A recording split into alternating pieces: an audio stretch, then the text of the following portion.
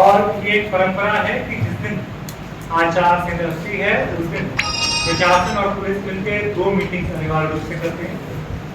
पहली political parties के साथ स्टैंडिंग कमेटी के रूप में और दूसरी हमारे मीडिया के साथ। ब्रॉडली जो हमारी समरी है चीजों की वो हम आपको आज करेंगे। स्टार्ट करते हैं टाइम टेबल के साथ। हालांकि सुबह से हर मीडिया ग्रुप पे चल रहा है बट फिर भी औपचारिक रूप से हम रिपीट करते रहे हैं। निर्वाचन की घोषणा आज हो गई 9 तारीख को।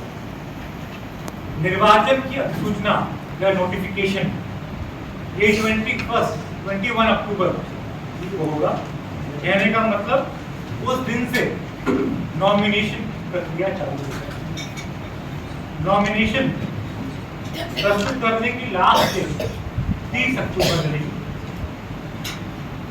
इसके बाद उसकी समीक्षा होती है उसके नेक्स्ट 31 अक्टूबर को और उसके 2 दिन के बाद नाम वापसी की लास्ट डेट रहेगी, मतलब 2 नवंबर। उसके बाद मतदान का दिन पोल डे वो 17 नवंबर का रहेगा और फाइनली काउंटिंग का डे वो हमारा 3 दिसंबर का। 5 दिसंबर would be the last day जब इलेक्शन क्लोजर हो जाएगा। तो हमारे लिए मोटा मोटा जो डेट्स याद रखने लायक है वो आपको बताई गई है। अब एक ब्रॉड पिक्चर हम पेंट करें हमारे इलेक्टोरल रोल के बारे में। तो जो हमारा इलेक्टोरल रोल है उसमें टोटल जो हमारे मतदाता हैं 12,13,070 मतदाता। इसमें हम ये बताना चाहेंगे कि इसमें नाम जोड़ने की प्रक्रिया आज भी चालू है। नाम जोड़ने की प्रक्रिया नॉमिनेशन तक चलती है। 7 दिन लगते हैं नाम जोड़ने की प्रक्रिया में, तो नॉमिनेशन से कुछ दिन पहले तक कहने का मतलब हम फॉर्म लेते हैं। बट आज से नाम डिलीशन जो सुओ मोटो करते थे हम अब वो करना बंद हो गया। तो कहने का मतलब अब इसमें से हमारी वोटर संख्या बढ़ेगी, कम नहीं।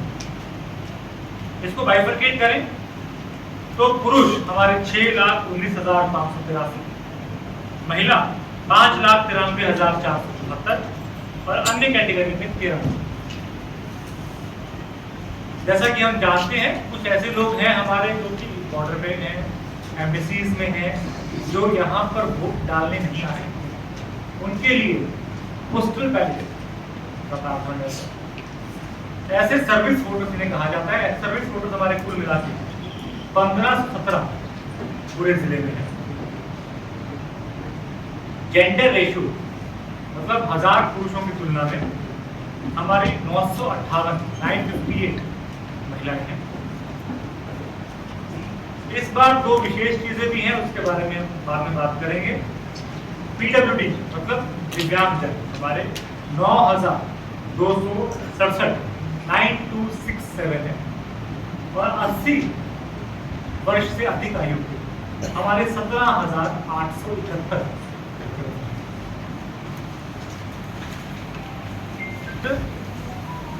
लास्ट विधानसभा की तुलना में कुछ बड़े हैं।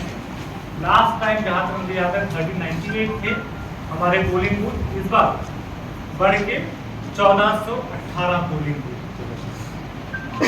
इसमें यदि हम क्रिटिकल मतदान केंद्रों की बात करें तो 1418 में 370 हमारे क्रिटिकल मतदान केंद्रों के। क्रिटिकल मतदान केंद्र वो होते हैं जो हमारे किसी न किसी रीजन की वजह से सेंसिटिव होते हैं। वो रीजन कुछ भी हो सकते हैं, जैसे कि मान लीजिए पिछली बार वहां बहुतायत में वोट हुआ या फिर किसी एक कैंडिडेट के पक्ष में बहुतायत में वोट हुआ या फिर बहुत कम वोट हुआ जहां पर, या फिर जो हमारा सुरक्षा के दृष्टिकोण से सेंसिटिव है। ये बहुत सारी चीजें होती है जिसके आधार पर हम किसी को क्रिटिकल मतदान केंद्र बोलते हैं। उसमें हम थोड़ी सी विशेष सुविधाएं देते हैं, जैसे कि उसका पुलिस बल रहता है, वीडियोग्राफी होती है, वहाँ क्रिटिकल होने के नाते वेबकास्टिंग की सुविधा भी रहती है। वहाँ अमूमन हम माइक्रो ऑब्जर्वर्स भी अपॉइंट करते हैं। तो ये सब चीज़ें क्रिटिकल में रहेंगी। 50 हम कहेंगे, हालांकि हमारा लक्ष्य रहेगा 1418, ये 1418 ही हमारे आदर्श मतदान केंद्र है, बट 50 हम डेजिग्नेट करेंगे 50 पोलिंग बूथ जो हम आदर्श मतदान केंद्र के रूप में रखेंगे। इसके अलावा 75 ऐसे पोलिंग बूथ होंगे जो शुद्ध रूप से विभिन्न मैंड होंगे, मतलब चारों उसमें मतदान कर्मी हमारे बताएंगे। विधानसभा निर्वाचन क्षेत्र, अगेन इसमें कोई बदलाव नहीं है। 5 हमारे विधानसभा के निर्वाचन क्षेत्र हैं, आप सब जानते हैं। एक बार आरओस के बारे में ब्रॉडली बता दें। सोनकच्छ विधानसभा क्षेत्र के आरओ सोनकच्छ के एसडीएम, देवास विधानसभा क्षेत्र के आरओ देवास के एसडीएम बनेंगे। बागली विधानसभा के आरओ बागली एसडीएम बनेंगे। कन्नौज खातेगांव विधानसभा के आरओ खातेगांव एसडीएम बनेंगे। और हाटपिपलिया विधानसभा के आरओ वो हमारे डिप्टी कलेक्टर प्रिया बनेंगे।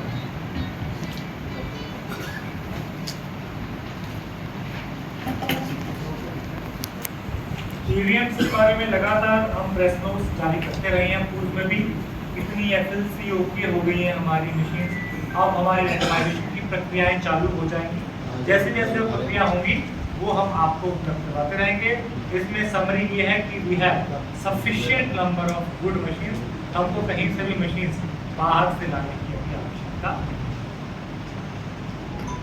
मतगणना और स्ट्रॉन्ग हमेशा की भांति जैसे कि हमारे बैंक नोट प्रेस ये स्कूल में होता है, वही इस बार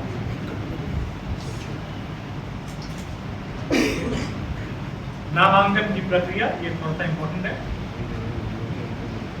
नामांकन की प्रक्रिया की बात करें, सोनकच्छ विधानसभा की नामांकन सोनकच्छ एसडीएम ऑफिस, बागली विधानसभा बागली एसडीएम ऑफिस, कन्नौज खातेगांव विधानसभा खातेगांव एसडीएम ऑफिस, देवास विधानसभा कलेक्टर कोर्ट, हाटपिपलिया विधानसभा एडीएम। इस प्रकार से ये 5 जगह नामांकित है जहां पर हमारे नामांकन दाखिल किए जाए। सामग्री डिस्ट्रीब्यूशन भी लगभग इसी प्रकार है। देवास और हाटपिपलिया का सामग्री देवास से डिस्ट्रीब्यूट की जाएगी। सोनकच्छ, बागली और खातेगांव इन तीनों की कॉरेस्पॉन्डिंगली अपने अपने एसडीएम ऑफिस के आसपास, मतलब सोनकच्छ में, बागली में और खातेगांव में डिस्ट्रीब्यूट की जाएगी। लेकिन जो नेक्स्ट डे रिटर्निंग है ऑफ कोर्स वो कॉमन होगी। सारी की सारी जो प्राप्तियां हैं मशीन से और फॉर्म्स, वो हमारी बीएमपी परिसर में। मतगणना के बारे में आपको बता दिया, 3 तारीख को होगी, अगेन बीएमपी के परिसर में होगी।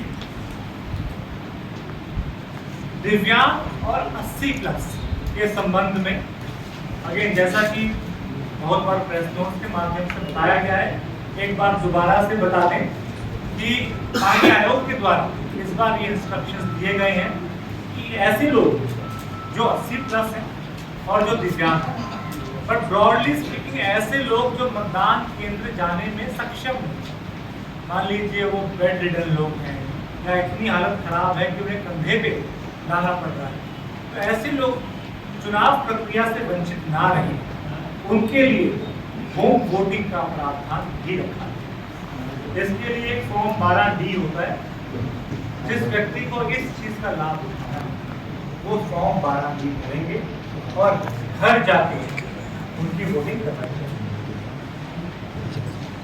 निर्वाचन न्याय के संबंध में पॉलिटिकल पार्टीज को पिछली मीटिंग में इन्फॉर्म कर दिया गया है। 12D का नॉमिनेशन से लेके 30 तक, नॉमिनेशन से स्टार्ट करके 30 तक लास्ट में नॉमिनेशन, उससे पहले बीएलओस के पास रहेंगे।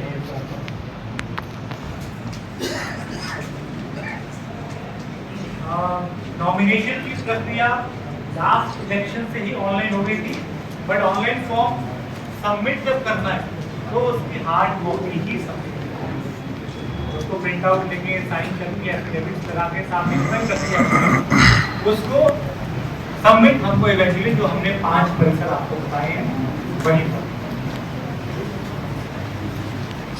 पेशेंस के बारे में बात कर लेना, थोड़ी शिकायत के बारे में बात। 3 हमारे तरीके हैं जिन पे हम शिकायतें कर सकते हैं। पहला, सी विजिल ऐप। ये कोई नया नहीं है, पिछले चुनाव में भी था। सी विजिल ऐप के माध्यम से हमको वो ऐप डाउनलोड करना है और 100 मिनट्स 100 मिनट का समय दिया है प्रशासन को। उसके अंदर हमारी टीम को वहां पहुंचना है और वहां कार्रवाई करना है। सी विजिल ऐप के अलावा 2 तरीके अमूमन और हैं। 1950 1950 एक नंबर है, यहाँ शिकायत कर सकते हैं। और तीसरा हमारा जिला कंट्रोल रूम का नंबर, वो भी सबको दिया है, सबको मिला है। जिला कंट्रोल रूम का नंबर भी इसमें है, हम वहां पर भी शिकायत कर सकते हैं। आमूमन 24 घंटे में प्रयास किया जाएगा शिकायत का निराकरण। हमने कर दिया है सुविधा पोर्टल डेवलप किया गया है, जिस पर सभी प्रकार की परमिशंस के लिए अप्लाई चीजें ऐसी होती हैं जो हम प्रत्येक कैंडिडेट को अपने फॉर्म में भरनी होती है। उनकी एजुकेशनल क्वालिफिकेशन, उनकी संपत्ति कितनी है, और तीसरा उनके ऊपर कौन कौन से किस प्रकार के क्रिमिनल केस हैं। और ये क्रिमिनल केस वाली जानकारी 3 बार प्रकाशित भी कर, तो ये भी इसका कड़ाई से पालन किया जाएगा। आदर्श आचरण संहिता जब इलेक्शन कमीशन अनाउंस करता है उसी समय से ये मान लिया जाता है कि ये लागू। कहने का मतलब आज 12 बजे से हमारी एमसीसी सुबह से ही लगातार कार्रवाइयाँ हो रही हैं। एमसीसी के बारे में लगातार हमें फोटोग्राफ्स आ रहे हैं, आपको भी सूचनाएं आ रही होंगी, जिसमें जो भी हमारे 24 घंटे, 48 घंटे और 72 घंटे, ये 3 SOPs दिए गए हैं जिनका पालन करना होगा। फॉर एग्जाम्पल 24 घंटे में जो भी हमारे शासकीय ऑफिस उन पे किसी पर्टिकुलर पॉलिटिकल पार्टी या फिर पर्टिकुलर पॉलिटिकल लीडर का प्रचार प्रसार नहीं होना चाहिए, वो वहां से हट जाना चाहिए। वो प्रक्रिया लगभग हमारी सुबह से चल रही है और मैं ज्यादा समझता हूँ ये ऑलमोस्ट हमारी पूरी हो गई है। हालांकि इसका समय 24 घंटे का नियम है। उसका अगला 24 घंटा मतलब टोटल 48 घंटे के अंदर जो हमारी पब्लिक प्रॉपर्टीज, अब हम शासकीय की बात नहीं कर रहे, जनरल पब्लिक प्रॉपर्टीज की बात कर रहे हैं। पब्लिक पार्क्स कहीं पर हो गए हैं, पब्लिक स्पॉट्स कहीं पर हैं, वहां पर इस प्रकार के यदि किसी का प्रचार प्रसार हो रहा है तो उसको हम रिमूव करते हैं। और तीसरा 72 घंटे में प्राइवेट प्रॉपर्टीज पे इस प्रकार की यदि चीजें लगी हैं उनको हटाते हैं, यदि वो विदाउट परमिशन होती है। अगर परमिशन ली गई है ओनर के द्वारा तो उसमें कोई दिक्कत नहीं है, वो आप हमेशा बट विद परमिशन। इसके अलावा अभी 8 या 9 आदेश जारी किए हैं ब्रॉडली, ये भी आपको उनके बारे में हम ब्रीफली बता दें।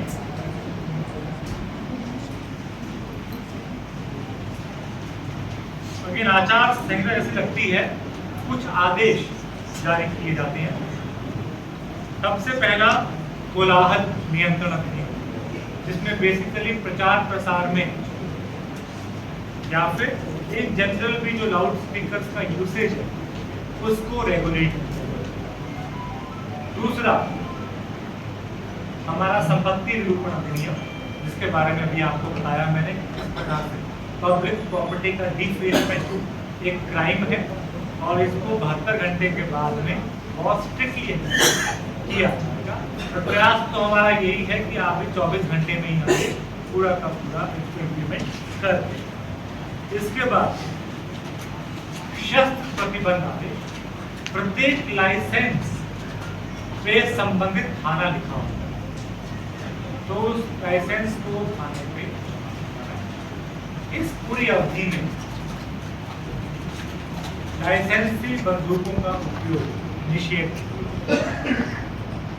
इसके अलावा सर्किट हाउस, रेस्ट हाउस वगैरह, इसमें नियम ये होता है कि कोई भी पॉलिटिकल पार्टी, कोई भी कैंडिडेट इनका यूज कर सकता है on a first come first serve basis और पेमेंट की, बशर्ते इन पब्लिक प्रॉपर्टीज का यूज कैनवासिंग के लिए नहीं, आराम के लिए कर सकते हैं, बट इसमें किसी एक पॉलिटिकल पार्टी की मोनोपोली नहीं रहेगी, ये सबके लिए है। बट अगेन जैसा कि मैंने कहा, पहले आओ पहले पाओ। और अभी आपको बताया था कि सुविधा है इलेक्शन कमीशन के द्वारा बनाई गई है। इस प्रकार की सबकी परमिशन, गाड़ियों की परमिशन, भवन की परमिशन, हेलीकॉप्टर की परमिशन, हर चीज की परमिशन के लिए हमारा अब सिंगल है। इसके अलावा हेलीकॉप्टर की परमिशन के लिए एडीएम साहब को अधिकृत किया गया है, जिले भर में हेलीकॉप्टर की परमिशन वही जारी करेंगे।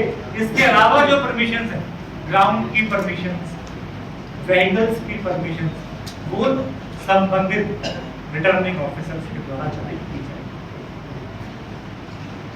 सबसे निवेदन ये अभी किया है हम पॉलिटिकल पार्टी से कि समय रहते कोई सारी अनुमतियों के लिए अप्लाई करें। कोई कल इस पे आक्षेप ना लगाए कि आपने दी नहीं अनुमति। अगर आप एकदम ऐन मौके पर अनुमति के लिए अप्लाई करें और मान लीजिए वो अनुमति किसी और पॉलिटिकल पार्टी ने मिली, तो ऐसी चीजों में क्लैश होने की संभावना रहती है। यदि आज सबको ये समझाइश दी गई है कि समय रहते preferably 48 hours before the event वो अनुमति के लिए अप्लाई करें।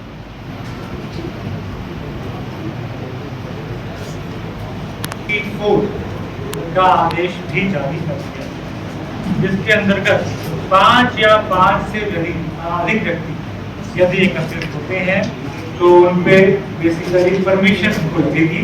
कहने का मतलब कोई रैली है या तो प्रोसेशन निकाल रहे हो या कहीं पर जमावड़ा हो रहा है, स्पीच हो रही है, वो सब चीजें प्रतिबंधित रहेंगी without corresponding permission from returning.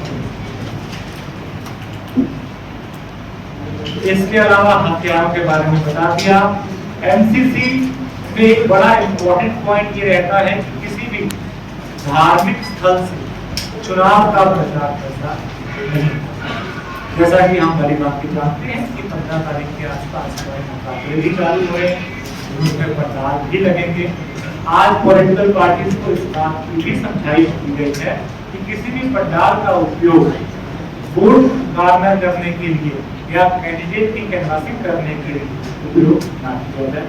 यदि ऐसा किया जाता है तो पंडाल का जो भी कॉस्ट है वो सारा का सारा कैंडिडेट के जोड़ा जाए।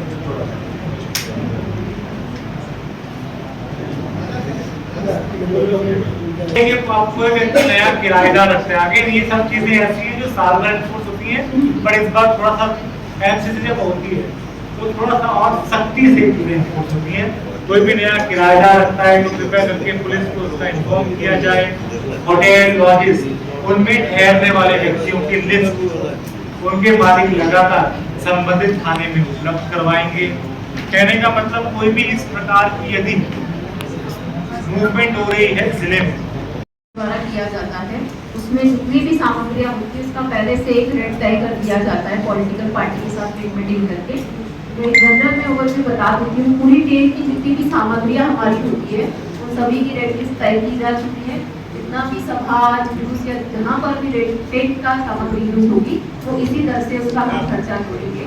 इसके बाद में जो भी वाहन, जितने भी प्रकार के वाहन है प्रचार के लिए प्रयोग किए जाएंगे उसका भी रेट लिस्ट तय किया गया है हमारे।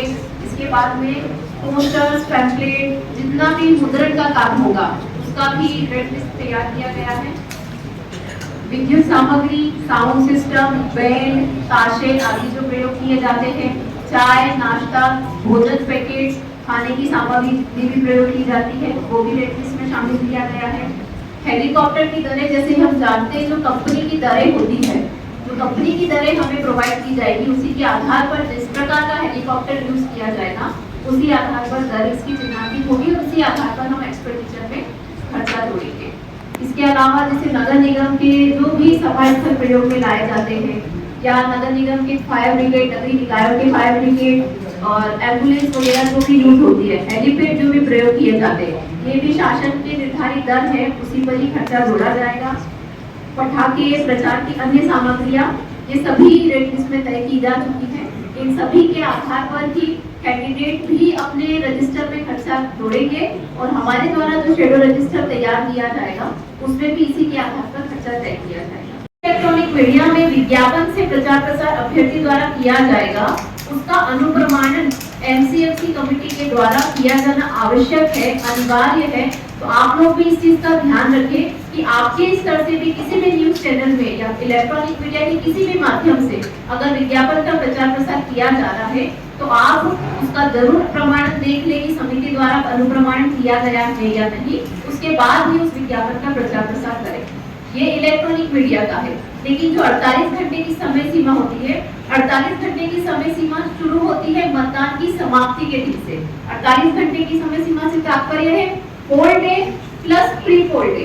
तो ये 2 दिन का जो समय होता है, इस दिन प्रचार प्रसार बंद हो जाता है। इस दिन कोई भी अभ्यर्थी, राजनीतिक पार्टी प्रचार प्रसार नहीं कर सकती है।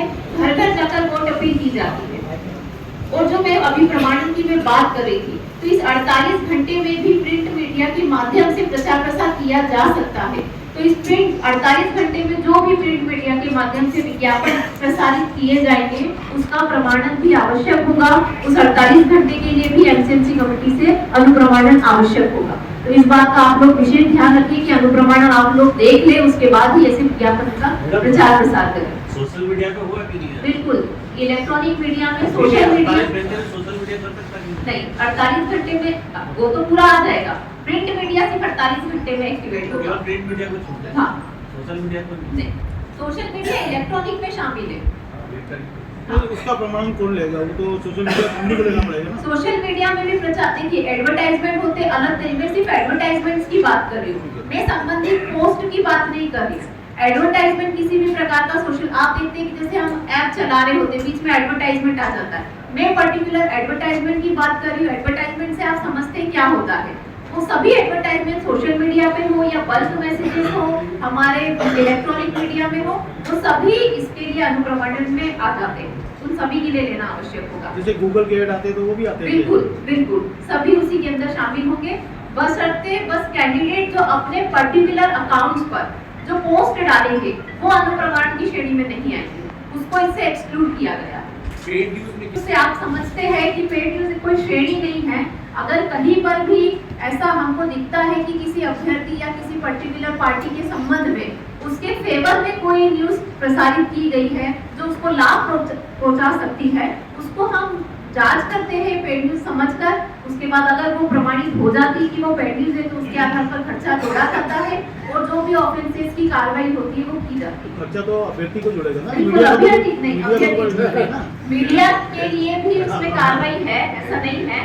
उसके लिए मीडिया के लिए भी जो काउंसिल है उसको पूरा आवेदन जाता है और उसके तहत भी मीडिया के लिए कार्रवाई अलग से हमारे थ्रू आवेदन जाता है तो की जाती है पुलिस विभाग के द्वारा। इसमें कार्रवाई माउंट ओवर की होती है जो अपने जिले में लगातार चल रही है। गत वर्षों की तुलना में लगभग 30% का इजाफा अभी चुनाव के पीछे बीते हैं उसमें भी है। इसके अलावा शराब पर भी कार्रवाइयाँ बढ़ाई जाती हैं, इसमें विशेष नजर रखी जाती है।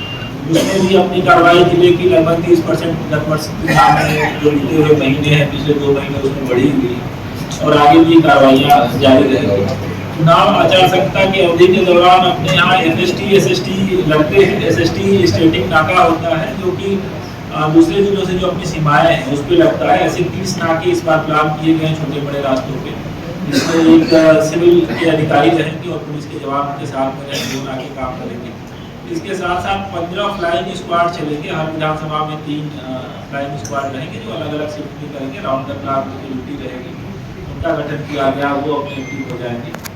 इसके अलावा जो MCC अपना ओवरऑल है उसमें गाइडलाइन बनी हुई है। गाइडलाइन का जब वायलेशन होता है तो उसमें अलग अलग कानून के अंतर्गत प्रकरण दर्ज होते हैं जहाँ प्रकरण दर्ज करने की स्थिति आती है। इसमें IPC की धारा है 188, 144 का वायलेशन होता है तो उसमें केस दर्ज होता है। अगर कोई जाति धर्म समुदाय का उपयोग करता है भाषण वगैरह में तो उसके लिए 153, 295 वगैरह की धाराएँ हैं, उसके तहत कार्रवाई होती है। 171 के तहत कार्रवाई होती है। मारपीट झगड़ा होता है, बलवा होता है, तो उसमें आईपीसी की धाराएं उसके अंतर्गत कार्रवाई होती है। तो जितने भी अपने वर्तमान एग्जिस्टिंग कानून हैं उनमें किस चीज का वायलेशन है, एमसीसी के दौरान किया हुआ घटनाक्रम उसमें वो दर्ज होता है। संपत्ति के ऊपर एक माइनर एक्ट होता है, उसके तहत भी कार्रवाई होती है। अगर कोई तेज साउंड बजाता है तो फिलहाल नियम के तहत कार्रवाई होती है। पर्टिकुलर एमसीसी के लिए अलग से कोई एक्ट नहीं होता। ऑलरेडी जो हमारे प्रभावशील अधिनियम है उन्हीं अधिनियमों में जिन जिन धाराओं का वायलेशन होता है उसके तहत कार्रवाई होती है। इसके अलावा जो चुनाव का समय रहेगा उस दौरान अपना एक मेजर कार्रवाई होती है वल्नरेबिलिटी मैपिंग की, जो हमारी लगातार चल रही है। वल्नरेबिलिटी मैपिंग से कॉन्सेप्ट चुनाव आयोग का यह है कि कोई भी ऐसा क्षेत्र गांव जहां लगता है कोई व्यक्ति किसी को वोट डालने के लिए प्रभावित करेगा, दबाव बनाएगा अथवा न डालने के लिए फोर्स करेगा, तो उसको अपने सेक्टर अधिकारी और उनके साथ की टीम उसको देखती है और वहाँ पर कॉन्फिडेंस बिल्डिंग के मेजर लेती है। अभी तक अपने यहाँ ये कार्रवाई चल रही है और लगभग 10 बूथ पे एक सेक्टर अधिकारी उनके साथ पुलिस अधिकारी की नियुक्ति की गई है। ये कार्रवाइयाँ लगातार वो इलाके में भ्रमण कर रहे हैं और आगे ये प्रक्रिया और चालू रहेगी। पोलिंग के समय अपना जो डिप्लॉयमेंट रहता है, बूथ की जो कैटेगरी होती है, कितना बड़ा बूथ है, एक सिंगल पोलिंग स्टेशन है, 2 है, 3 है, 4 है, मैक्सिमम अपने जिले में 4 तक के हैं। उस हिसाब से चुनाव आयोग का एक फार्मूला होता है कितना बड़ा डिप्लॉयमेंट होगा, कितने पुलिस के जवान रहेंगे, कितने होमगार्ड रहेंगे, कितने एसपीओ रहेंगे, उस हिसाब से बल का डिप्लॉयमेंट किया जाता है। जो क्रिटिकल बूथ है वो अत्यंत महत्वपूर्ण रहते हैं निगरानी में। क्रिटिकल के लिए क्राइटेरिया जैसा कलेक्टर साहब ने भी अपनी बात में रखा था कि कोई ऐसा बूथ जहाँ पे बहुत ज़्यादा पोलिंग हुई है, 90% से ऊपर हुई हो, 75% एक कैंडिडेट को हुई हो या काफ़ी कम पोलिंग हुई हो, ऐसे क्राइटेरिया है। उसमें से एक क्राइटेरिया जनरल कानून व्यवस्था की स्थिति भी होती है। उस आधार पर अपने यहाँ जो क्रिटिकल बूथ बने हुए हैं उन बूथों पे हाफ सेक्शन सीएपीएफ यानी 4 से 5 पैरामीटर के जवान भी लगेंगे। साथ ही साथ अपनी पेट्रोलिंग गाड़ियाँ अलग से लगेंगी। तो सुरक्षा के लिहाज से पूरी तैयारी है और एमसीसी के दौरान जो अगर वायलेशन होते हैं उनके संबंध में भी आगे प्रभावी कार्रवाई की जाएगी। जो शिकायतें प्राप्त होती हैं उन शिकायतों का भी अपनी जो पूरी निर्वाचन की है उसके द्वारा सत्यापन करके जो आगे कार्रवाई बनती है वो कार्रवाई की जाएगी। पिछले वर्षों के जो मामले थे ज़्यादातर हमारे सभी मामले जाके हो गए हैं, कुछ मामले न्यायालय में लंबित हैं अभी, और इस साल के लिए भी पूरी तैयारी है। अभी अपना जो आयोग के निर्देश है 50,000 से अधिक राशि का अगर कोई व्यक्ति पैसा कैश लिया है उसको अगर किसी अपने नाके के कहीं पकड़ा जाता है तो सूचना देना है, वो उसका डिस्पोजल करेंगे उसकी आयता प्रमाण पत्र लेके। ऐसे ही सोना चांदी का प्रीशियस मेटल कोई ले जा रहा है वो बल्क में है, शरीर का पहना हुआ नहीं है, तो उसके संबंध में भी इनकम टैक्स को सूचित करना है। इसके अलावा कोई बल्क में कोई साड़ी लेके जा रहा है, मोबाइल लेके जा रहा है, ऐसी कोई चीज़ जो फ्रीबीज के रूप में इस्तेमाल हो सकती है और जो अपनी मौके पर महाधिकारी उसको लगता है तो वो चीज़ें रोकी जाएगी और उसका डिस्पोजल ये सही है कि गलत वो अपना संबंधित विभाग है उनसे उसको कराया जाएगा। जैसा आप बता रहे हैं उसमें भी हो सकता है इनकम टैक्स को सूचना दी गई हो और वहाँ पे जो सोने के धारक होंगे उन्होंने अपना प्रमाण पत्र दे के वहाँ से छुड़ाया।